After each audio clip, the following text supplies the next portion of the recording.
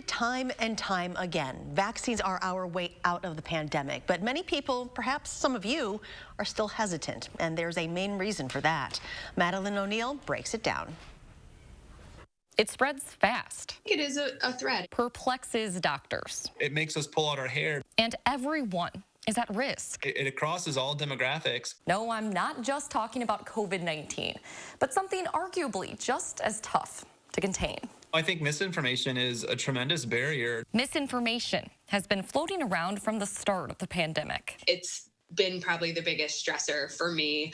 Common false narratives include the vaccine causing infertility or pregnancy issues. And I just don't even know where this stuff comes from. It's just, absolutely 100% to the core false. And myths from patients that surprise even the doctors. And sort of this false information that even just being near someone who's been vaccinated can make you infertile or cause headaches and other side effects. They had heard that 5 years from now it would wipe out their immune system and they would die. And I'm like, I haven't even heard that one. But it's normal to have questions. I wasn't going to go in. Painter Shelby Welchel has lived with HIV/AIDS for 40 years. She wanted to know how the vaccine would affect immunocompromised people like her.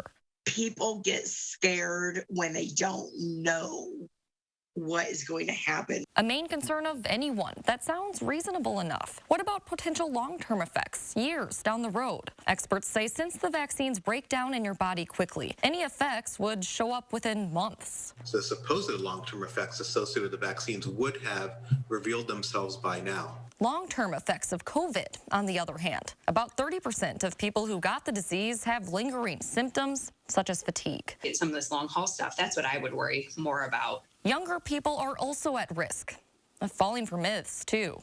Oh, here's a good one. I'm young and healthy, so I don't need to get vaccinated.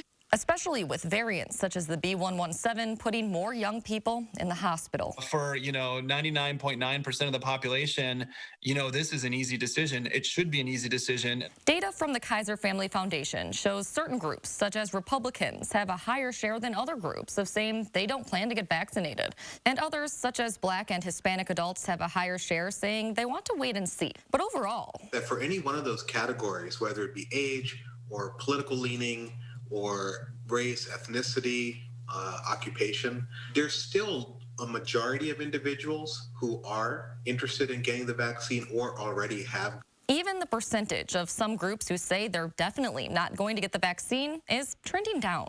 There's still a big subset of the population who is willing to get vaccinated. They just need to maybe have one more question answered. SSM Health's Dr. Allison Schwartz takes pride in answering those questions and making people like Welchel feel comfortable enough to go get the shot.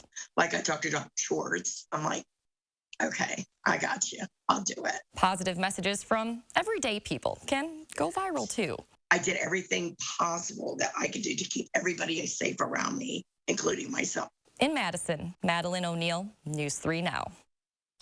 And we go into more detail on these myths and more on our website, channel3000.com.